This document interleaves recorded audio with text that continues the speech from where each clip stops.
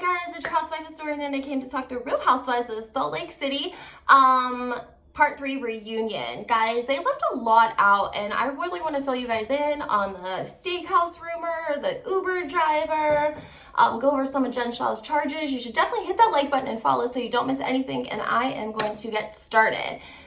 First off, I think production did a really shoddy job. Why didn't they put any of this stuff into the reunion? Like the Uber driver, he did a whole podcast. Why did they really gave Jen Shah a really great edit, guys? That's all I can say. They really gave her a great edit.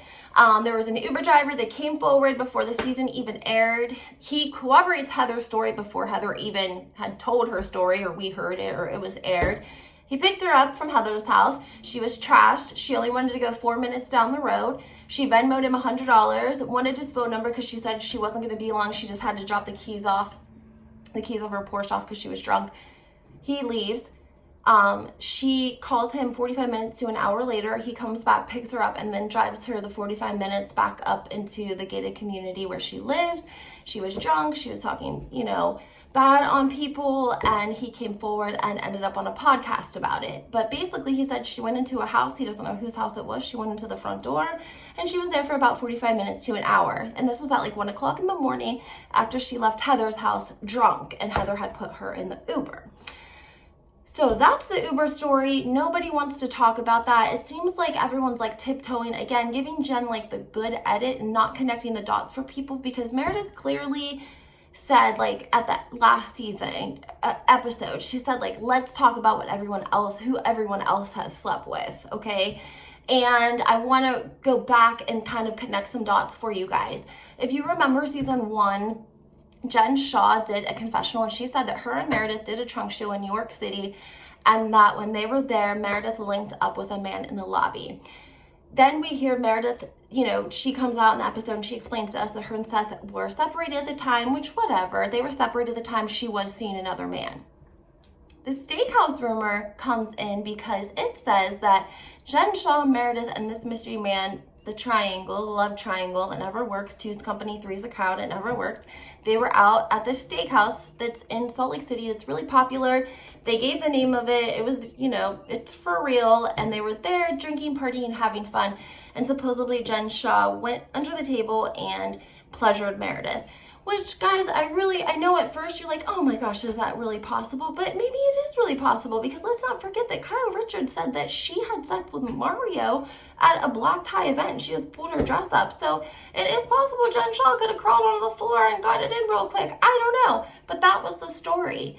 And so I think that, let me know if you guys think this, and if you're following with me, that this is why Meredith has been mad this whole time. It has nothing to do necessarily with the text messages, and has more to do with the fact that Meredith was sleeping with this man. For whatever reason, they stopped their relationship, and either Jen was sleeping with him before that, or she was sleeping with him after that. But Jen was having some sort of a relationship with the same person that Meredith was, and Meredith is pissed about it, and she can't say that because she's with Seth. So she's not supposed to care about this man, right? She can't say that she's pissed about that because she's back with her husband.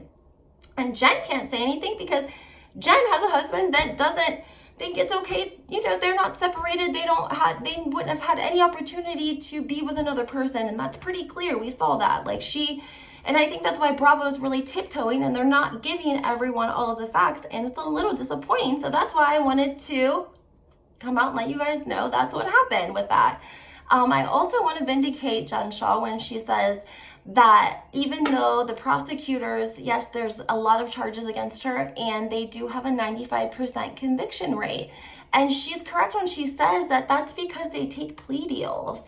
Like, the government will overcharge someone with heavier charges, with heavier consequences and jail time and fines, and then that person doesn't have any money to get a lawyer, and they only have a public defender, and the prosecution comes and says, we'll reduce these charges, we'll drop this, and this, you can do 6 months and 5 years parole and pay $2,000, and all you need to do is testify for us, sign here. And of course, they know that if they go to trial with all of these steep charges, the state has an endless amount of resources. That's the only thing that is scary for Jen is that these are young prosecutors that want to make a name for themselves, and they're working 24/7. They have people that are working for them 24/7. Like, they have all this specialist discovery that they can get their hands on, and she may have an amazing attorney. However, he is not a huge firm. He doesn't have those sort of resources. And Ronald Richards kind of said the same exact thing, that this man, Jen's attorney, might be great, but he doesn't have a team of people working on this case 24/7, and the state does, and that really can make a difference in a guilty or a no guilty plea. So, I mean, I'm wishing Jen Shah the best. I hope that she doesn't get, she gets a not, I don't know what's going to happen. I don't know if she would take a plea deal. Maybe they'll come to her. But I don't think that's going to be the case, and I just hope that she's really educating herself on the judicial system and how things work, because she shouldn't probably be on TV and not know exactly what she is charged with. And she did not give the answer of, like, she talked about some things and then other things she didn't. And I don't know, guys. I just see them, Bravo, treating this a lot like they treated Teresa and Joe Giudice. Like, if you let them film it, they're going to give you a good edit because they want the audience.